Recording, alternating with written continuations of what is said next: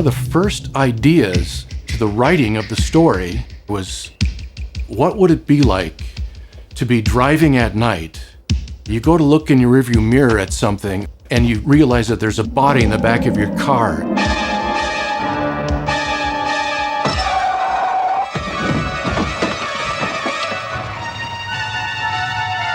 Everybody got kind of jazzed by that idea, and then we really kind of wrote the scripts, the story around that one scene. We wanted to do something like a suspense mystery thriller, very much like Hitchcock might have done. I mean, that was the kind of film that we wanted to see. There's a body in my car. Where the hell is she? I'll bet you she gave him the tape. Do you have the tape, Joker?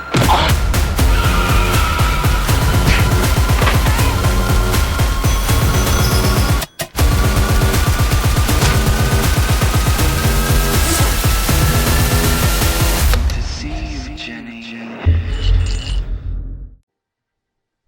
I'm Bill Weiss, and I was one of the 4 producers and 3 directors on the film The Wrong Door.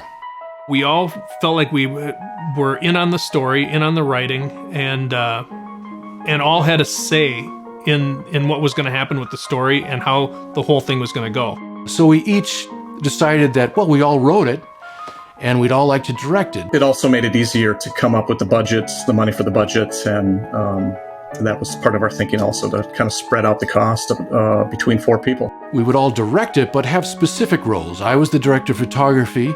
James Gretsch would be the editor. I was going to be working with the actors, talking to them, and then I did the music as well.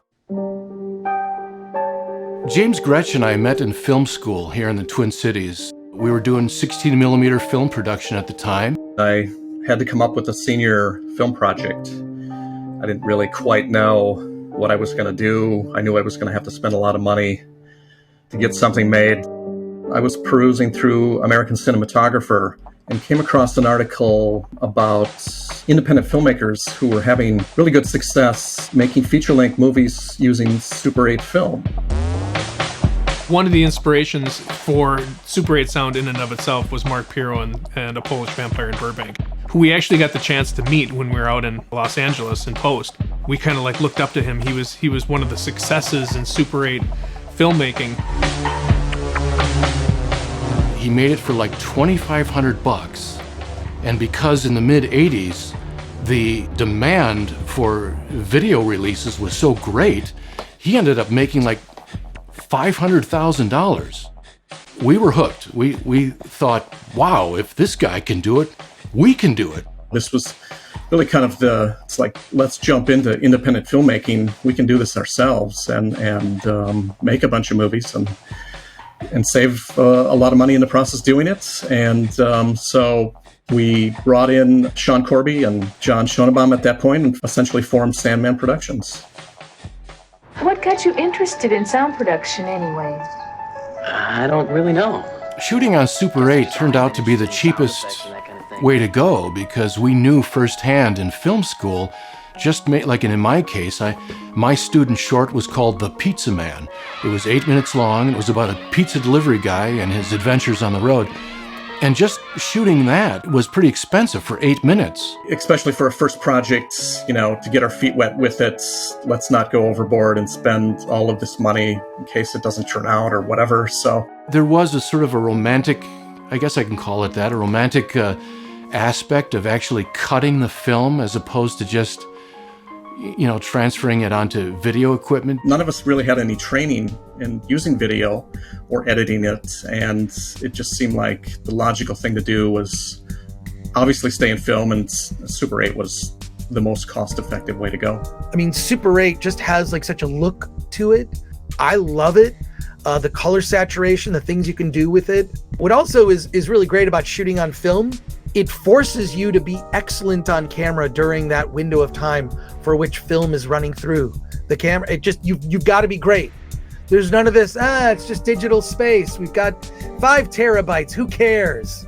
Even with it being Super 8, there was going to be some costs, involved in not only renting the lights, the equipment, the upfront costs, but also the post-production And I think the budget, I think we came in spending about $10,000 of our own money, and that was divided 4 ways between myself, Bill, James, and John. First, we had to pay $10,000 to $15,000 to Super 8 Sound for this equipment, for the producer package, the camera, the lens, and the recorder, and editing equipment, and all that. And then the cost of all the film processing and everything was separate, not to mention going out to LA to have it transferred. I was putting pretty much everything on a credit card, film stock and rental of equipment, whatever else we needed, and then I would let the other 3 know, this is what we've got, this is how much we have to, kick in each month. We called it an $8,000 budget, no budget film, but really it was about 25 grand all told.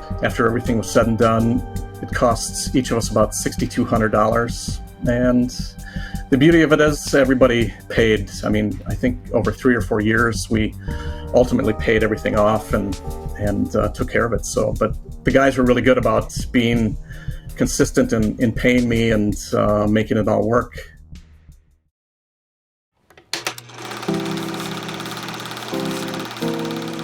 Bill Weiss, one of the co-directors, and I go way back to being 12 years old, actually, and became good friends, and we would get together on the weekends or whenever we had free time in the summer, and we would say, let's make a movie. Found the Felmlee Super 8 camera and just shot those 3-minute rolls and did all kinds of zany antics. We would sketch out these little stories and we would shoot them right in the can. So we would kind of lay out, here's how we want this angle to go, here's how we want this angle to go. So we had already been making these movies since we were a lot younger. When we actually got into making The Wrong Door, we were in our early 20s, about 22 years old, and Bill and James had met each other at film school. So they kind of started talking, and then of course we started talking, and that's just kind of how that started. John and I had always been into film, and it just made logical sense to get him involved. Great chemistry between us. We all got to meet each other and thought, hey, this sounds like a fun project, and it just kind of took a life of its own from there. As we were considering the story, I think we all immediately agreed that we wanted to do something like a suspense mystery.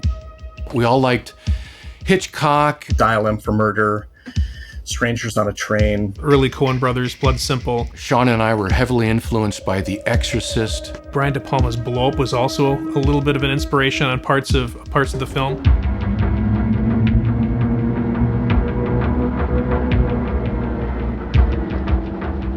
We each contributed to the writing of the story, and that took place over like 3 months of hashing out the kind of story we wanted to write. We did some brainstorming sessions. Our favorite restaurant was Perkins.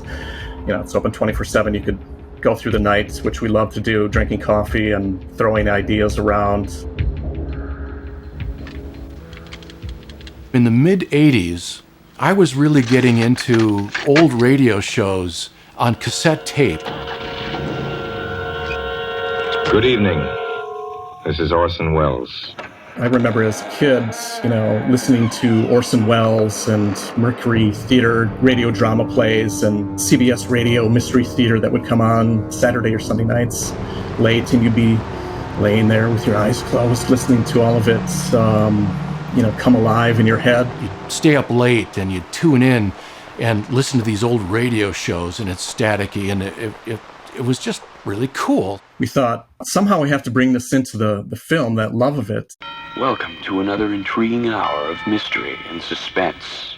That's how we kind of worked Ted into that radio drama student trying to produce this production for his final project that he's got to turn out. And we were, trying to make what was on cinematic really through the telling of the story.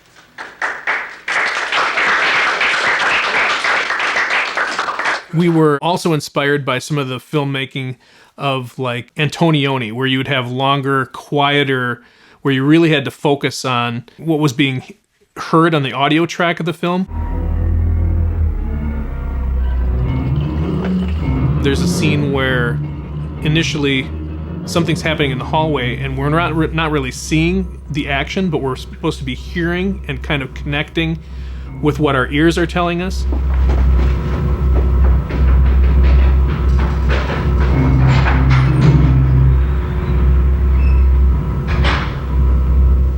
some of it I thought really worked really well. But that was playing into that whole thing as are your ears playing a trick on you, or is what you're seeing actually happening? No. Oh, no, the pleasure was mine.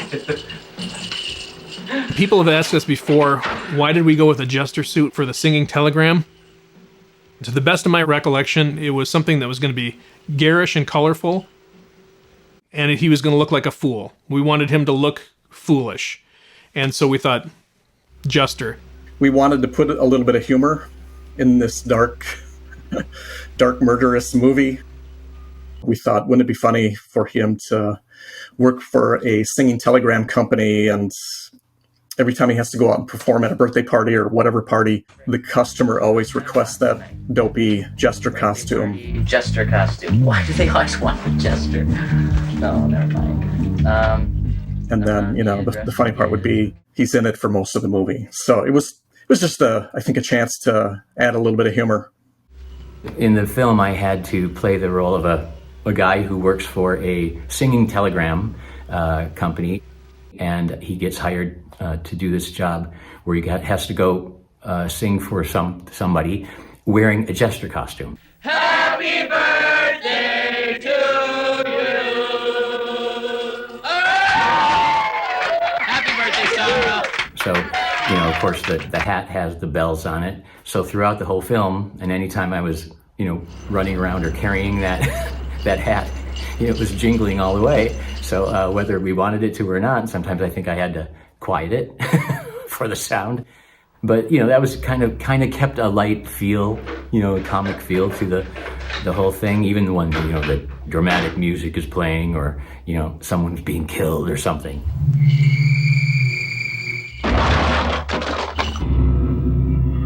It kind of lent a dark comedy kind of feel to it because of that, I think. What a good sport to put on the jester costume with the bells and to be out at all hours of the night.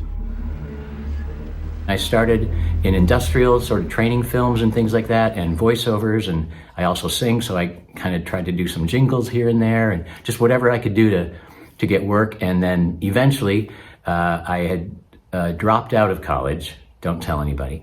I think it was sort of in between all that, I'm not even sure anymore, that I got this audition and for The Wrong Door and got cast, and it was a great experience just to kind of first sort of see myself on tape, see what it would look like, and it was, shot on Super 8, so it was just a great experience to, just start to get my feet wet with that. And I know for the guys, producing it and directing it, it was, that kind of thing for them too.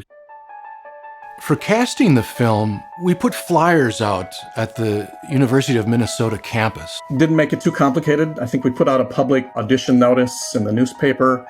We had access through our school. We had friends reading. We had people that we knew from theater, high school friends that were in other theaters and their friends that heard about it. And so I think we had a great time with the auditions. Got a great turnout of people to come. I think we did it for 2 or 3 days. We found and met all of our lead actors.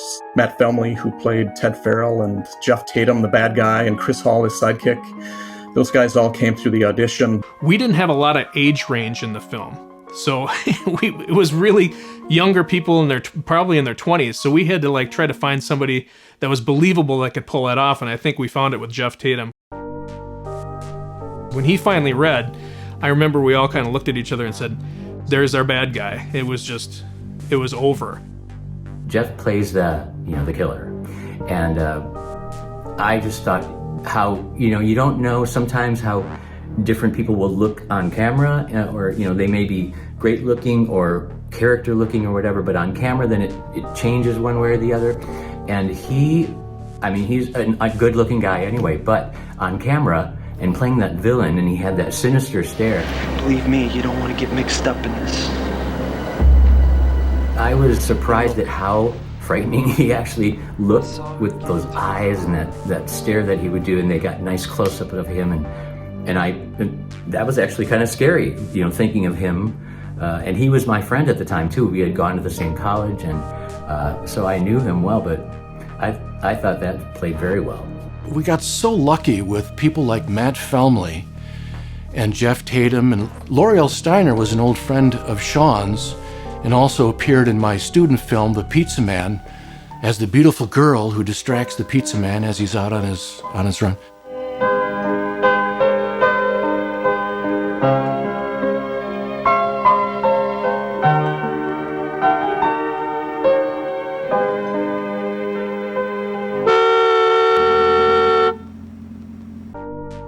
Working with L'Oreal Steiner was wonderful, and we didn't even get to work very long together.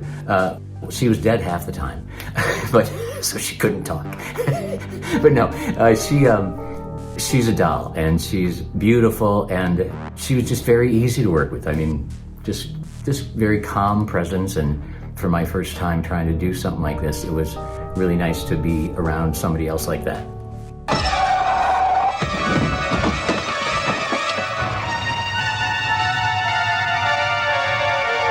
When I'm running out of that car, it's a week after I've had an appendectomy, and that was a little challenging. I think at the moment, I wasn't even really paying attention, but I remember ahead of time I thought I should probably, try to be careful when I'm running out of the car, so I don't rip the stitches. But that was challenging, but it worked out. It was fine. I was young then. When you're watching the film and you see Ted take Jennifer's dead body out of the back of his car, and he brings it into the weeds and covers up the body. There's no stunt doubles for any of that, They were just great sports. Everybody worked on a completely volunteer basis, crew and actors. So we were really, really fortunate. And another way to save a great amount of money is not having to pay anybody to act or crew for us. So that was fantastic. The locations were in and around St. Paul, and they were areas that we had all been kind of aware of as very cinematic. One location that we definitely wanted to shoot at, we knew, was called Mounds Park. It's in St. Paul, a great looking location. The scenes where Ted's kind of getting chased and hiding the body, those are all on what's called Mounds Park. And what's unique about that is it's set up on a bluff. And so at night, you can see the entire cityscape. And so you can see all the lights. It showed up even in Super 8, which, was kind of a challenge, but it was a nice backdrop. And we liked the feel of the park. We had filmed many, many nights there and knew, we're going to probably, we need to invest in a permit here. We paid $100 to the city of St. Paul to get a permit to film in that park I think we got it for a couple of months, and it did pay off because, as we're filming in the middle of the night at 2 or 3 a.m., the police kept showing up, and, they would say, "What are you guys doing?" And we're like, "Well, we're making a student film project, or, shooting a film here." And they're like, "Well, you got to have a permit to be here." And we were so proud to whip out that permit and show it to the police officers that, we can be here and this is all legit. So that was that was a fun part of it, to be able to do that. And then there was the other scene where they were trying to dispose of the body, and that was actually a perfect location because it was down next to the sewer. It was stinky. It was underneath this railroad overpass, and this place that you just never think to go. It was just this kind of dank, dungy little location, but it was great because nobody came through there. So we were able to just do our thing, but it was just the perfect location for that set. I used my own personal apartment for Jennifer Ryan's apartment. All the hallway shots and interior apartment scenes were there. We did scab some locations. As indie filmmakers, you got to do that. I had been a film student at the University of Minnesota, kind of knew the layout, and you can just walk into the mall area there in the front yard of the college, and we filmed. Nobody questioned us or made it problematic at all. Jenny. Wherever we could get in there and get something shot for free.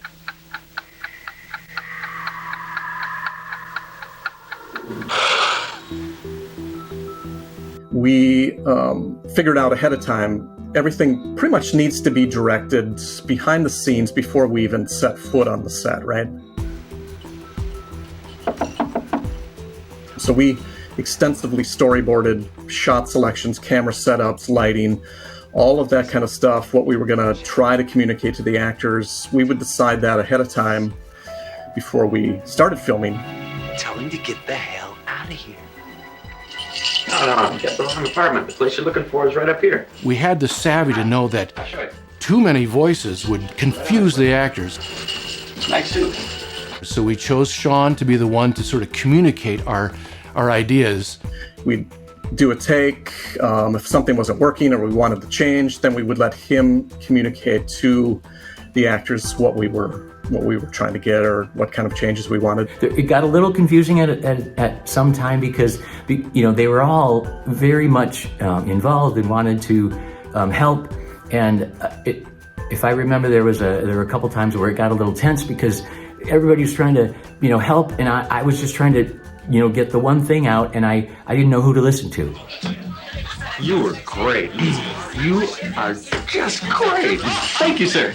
It was a little frustrating as the actor to, which one of you am I supposed to listen to this time? Or which one, what do you want me to do? Just tell me. One of you tell me. You know, you guys come to an agreement and just tell me and I'll do it. So I think that was probably, it was, you know, good and not so good at sometimes. The biggest challenge was probably the lighting, because we had to have a lot of light to be shooting at night with Super 8. When we were in Mounds Park or any exterior shooting, we were away from electricity for the most part, so we essentially had to invest in a generator to be able to help us out with that. It got complicated. The generator, the first night we tried to use it, was really noisy. I mean, it just didn't seem like a film set. It was just loud, and all there was light. In post-production, we had to do, you know, Foleying with that, where I myself put on the costume and bounced around as we recorded because he's running away from the killer and it's got to be making the ringing sound. We said, okay, we're going to have to make a soundproof box for this thing, get a special muffler made, which we did. Got back on track, and it really took away any generator noises at all. Most of the lighting that we had out in those exterior locations, unless we had real close-ups of the character, were just essentially to expose the film stock. It was hard to do any real, you know, fun, creative lighting unless we were close up. Then it was much better. And then if you watch the movie, you'll see a lot more close-up images that way when we were out in the darkness.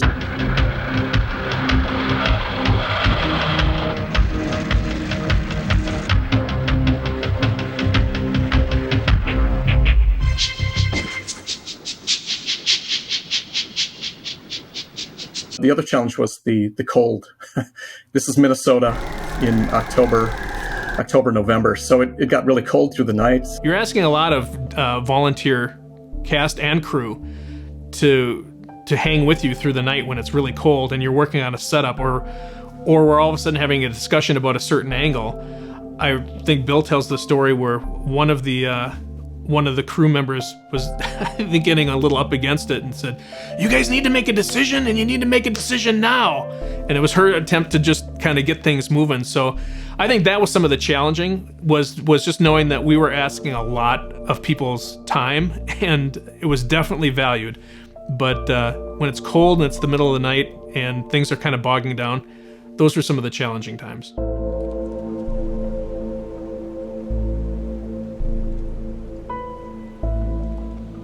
The worst thing? Oh, that would be the first night of shooting. I think actually the first couple of nights of shooting, we shot all through the night, started at 5 or 6 p.m., worked until sometimes 5 or 6. I remember the first night was in interior apartment hallway shots, and we got our footage back, and it was all underexposed and unusable. We were all devastated by it. You know, we kind of looked at each other like, man, can we do this? This is terrible. What's going on? Why is this not coming out? We got on the phone with Super 8 Sound, the company that had provided the equipment for us, and they were like, yeah, there's some switch or something on the Bolu camera that you have to activate in low light conditions, and we figured it out somehow. But you know, that was really a low point, and that was right at the start of the movie. We're like, oh no, are we cursed right off the bat here? But worked through it, figured it out, and Bill was all right. We didn't fire him.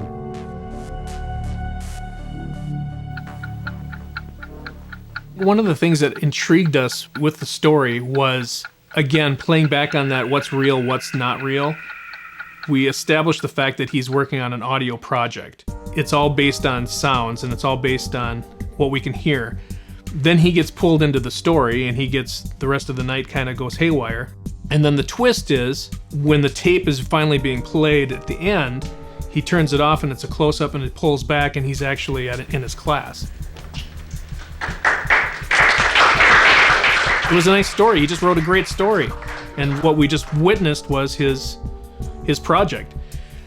Then there's another twist.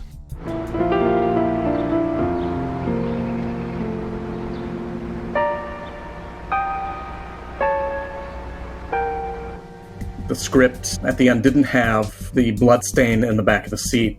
That was created later.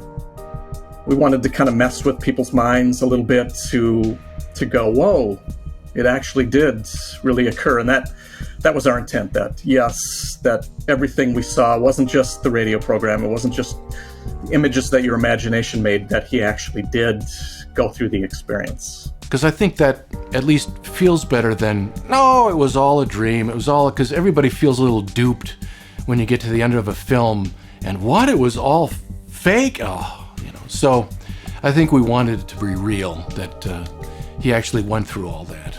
So what's real and what's not? Sounds like a cop-out, but I guess the viewer has to decide for themselves as to what actually happened. The thing that struck me most about the film was how Hitchcockian it was. I liked that aspect of it. It felt like a very Hitchcock suspense thriller with twists that change everything you think about the movie.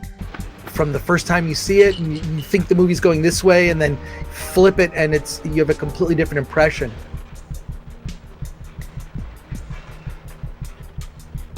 The other thing I really liked about the film was the fact that it was it was about filmmaking.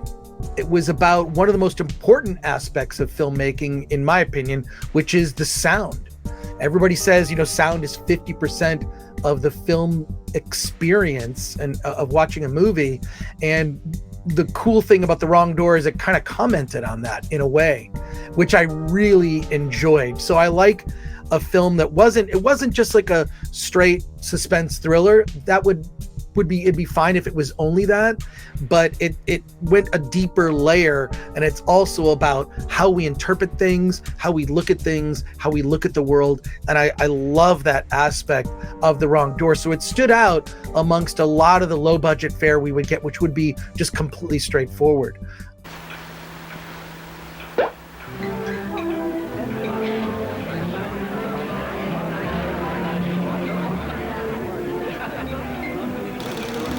So my task was to carefully cut the movie, literally cut it and splice it back together to edit the entire thing. And I did have to be really careful. It had to be a super clean environment. I wore white cotton gloves through the whole thing as I touched it, trying to keep fingerprints off. What we learned in film school in 16mm production is that you shoot 16mm film, and when you get it developed, you have a copy made, and you edit that copy so you don't damage the original film that you shot. But for this Super 8 production, we shot and edited on the original film. I think it was it negative film? Oh my gosh, I can't remember if it was negative or reversal. Kodachrome 40 comes back from the lab as a positive image. Couldn't really make a work print from it, or it was really expensive, I forget. It was a bit nerve-wracking, but I was able to do it in the end. Ahead of time, we really had to kind of put it all on paper, going back to storyboards, sort of editing it on paper before I started cutting it. I know that the body in the back of the car scene, even though we carefully assembled that first on paper and then cut it, I still had to go back and tweak a few things.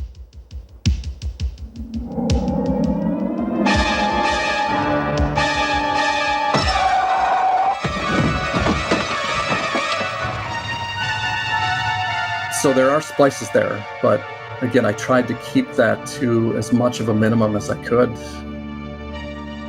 That's the only way we could do it, and it allowed us to save lots of money and still finish, post-production with it.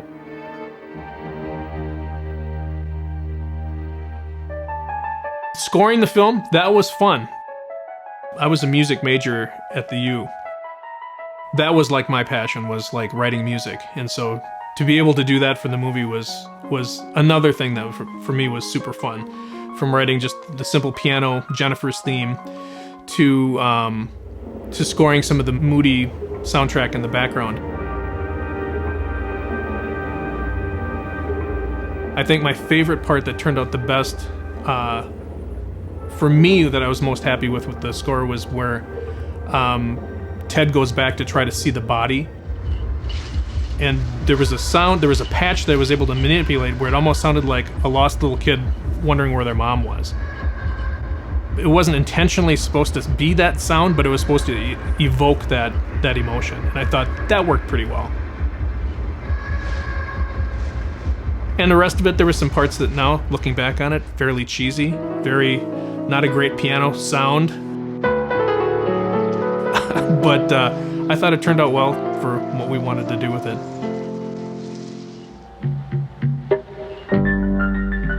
Once we had a rough cut of a scene that I was going to score, we would project the film, the cut, and Bill would videotape it, and I would take a rough video cassette, I'd take it back and I would score over that, and then I would show the guys, hey, here's what I'm thinking for this scene. Does this work? What do you think?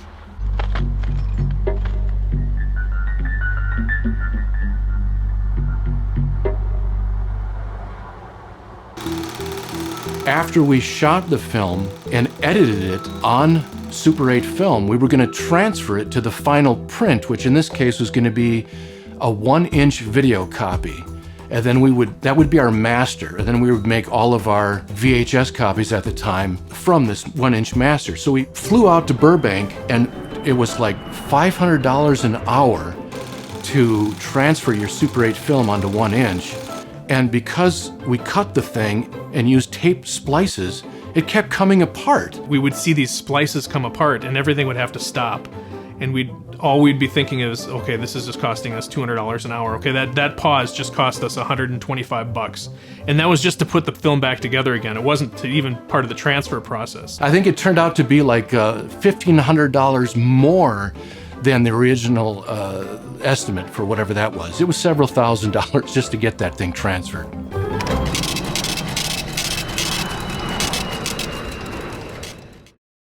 After it was all edited and finished, we had it transferred to 1-inch broadcast video tape. We said we need to share this with friends and family and community. We knew we were going to screen it downtown St. Paul at a very specific location at 5th and Jackson. And I think the intersection 5th and Jackson is somewhere in the film. It's mentioned, 5th and Jackson. It was 5 o'clock on Friday. I was making my last delivery of the day to a small office building on 5th and Jackson. We rented a theater in downtown St. Paul called the Jerome Hill Theater, invited everybody. Our film instructors were there and some of the administration from the school. It was such a powerful experience having a large audience watch it, that community shared emotion and laughs coming at the right time. And we also got to go up on stage at the theater and sit as a filmmaker panel and have a kind of back and forth discussion with the audience about, how we made the movie and how it all came together. And that was a great experience. So it came time to, well, how are we going to distribute this thing? Naturally, we have to get it on VHS because like Mark Pirro did with Polish Vampire in Burbank, we were ready to make our $500,000 of video distribution. Step one for us was to go to a local Minnesota company called Video Update. It was no blockbuster of its day, but it did pretty well, especially here. And the owners of the company went to the same high school that Sean Corby and I did. We thought, well, here we go. That's going to be easy. We made this film. Can we distribute it in your stores? And then we were told, well, you've got to, we need a review to to get any kind of traction, and we were told that it would be good if we got some kind of review. So we were able to get somebody from the St. Paul Pioneer Press, Deborah J. Kunk, to see it and give us a little review. So we got a write-up in the St. Paul paper. Deborah J. Kunk was the film critic of the St. Paul paper at the time. So she did an article, but it was a kind of a cutesy, look what the boys did next door. They put $8,000 of their money in and they made a movie. The only thing she said about the quality of the film was, it's plucky but uneven. We took the article back to Video Update. Here you go. That's not a review. So anyway, so that began our long pursuit of trying to figure out how we're going to get this thing distributed. You know, months had kind of gone by after our premiere and not much was really going on. We were getting a little bit, depressed about it, like what's going to happen. We got it aired on Channel 2, which is our public PBS in town. So we got that broadcast on TV. So we got that. That was pretty exciting for us at the time. The company that sold us the equipment saw the movie. This company was called Super 8 Sound. We sent them a copy of it. They really liked it.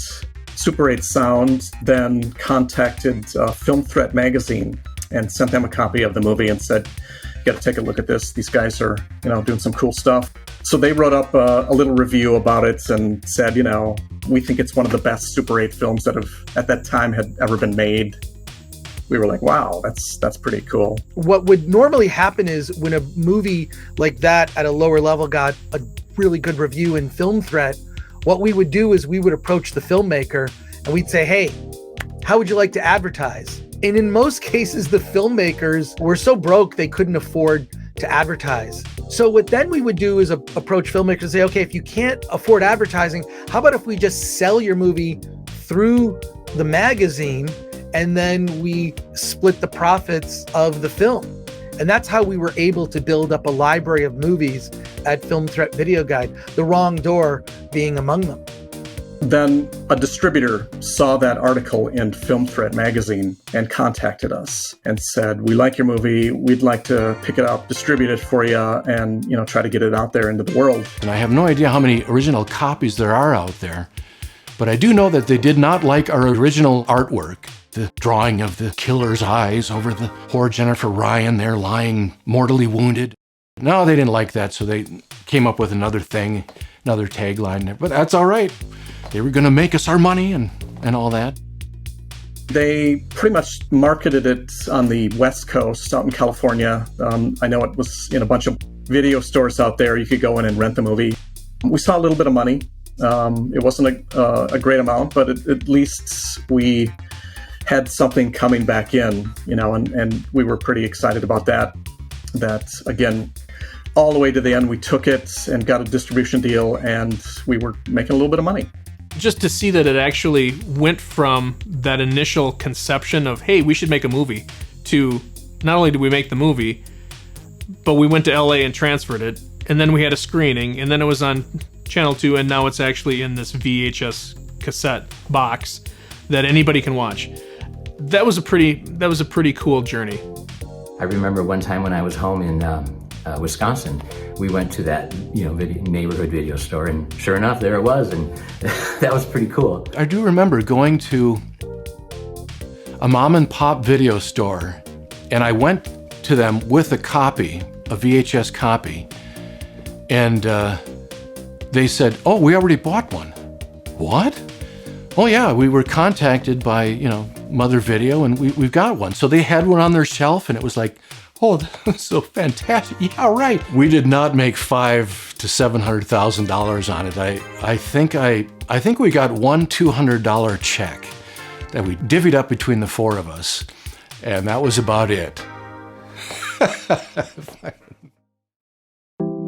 The experience of working on this movie with Bill and Sean and John and the great chemistry that we had together, doing everything that we could to make it become reality was also a great experience. We didn't really know it at the time, but great chemistry there. We had great actors, great crew. Everybody worked so hard, again, on a volunteer basis to help us get this film to completion. For the most part, we really got along with each other. There was very little. Of course, there's always stress when you're making a film, no matter what the budget is.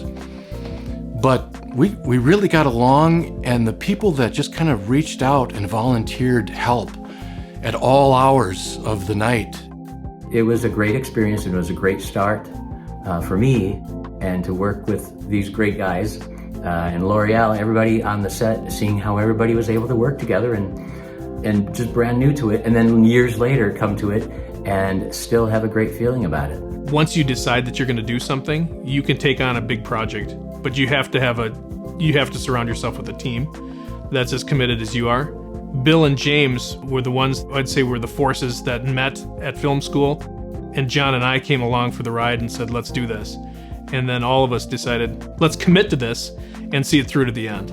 It's one of honestly, the most fun things I've done in my adult life, and it really was probably one of the most challenging things that I've done as an adult. But if I could go back and do it again, I would absolutely do it.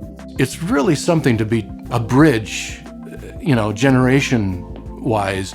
We have the experience of cutting film and loving that, and we also have the experience of shooting quick things on your phone and editing and sending that out in the world on Instagram or something, and loving both things.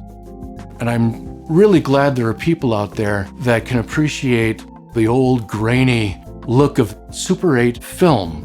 Seeing a few splice marks go by on the edits of The Wrong Door is all the more charming because that's how it used to be done. I miss that era. I see a lot of movies that come into Film Thread, more than I've ever seen.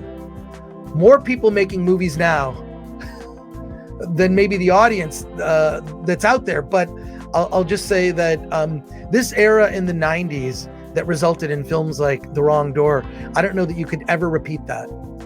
I think we've talked about this many times. We're like, well, what could we have done differently? What should we have done differently? What could we do? What could we still do? But I would say that if it inspires somebody to say, wow, these guys literally bootstrapped this project together, what could we do now ourselves? So hopefully it inspires somebody to create something really cool. That would be the ultimate gift from the film. Dream big, go for it. If we could do it, you can do it. And, in the process, hopefully you have as much fun, adventure, and success as we did making The Wrong Door.